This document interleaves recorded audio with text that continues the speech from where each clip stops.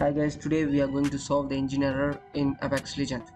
Usually this error is due to the corrupted file or unsuccessful update. So the first step we are going to do is delete the corrupted file. So for that we are going into the properties, the game properties. On that properties we are going to the file location using the installed files. Click browse to enter into the file location and then delete the file named as or5 apex dx12. First of all we are going to delete the file as mentioned. Then we are going to verify the integrity.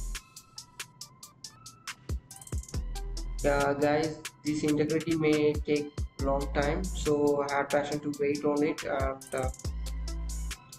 yeah, it shows one file failed to validate and will reaccurate.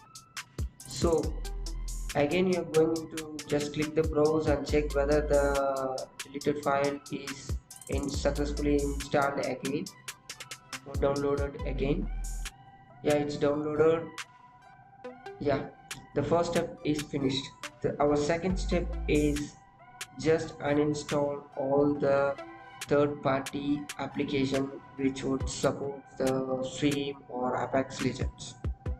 Yeah, this may go to that you need to uninstall the third-party supporting application to run the Apex game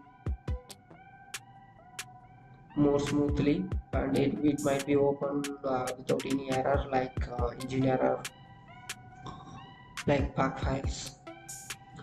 I think yeah, now it's done. It's almost done, and thank you for watching. For more, subscribe.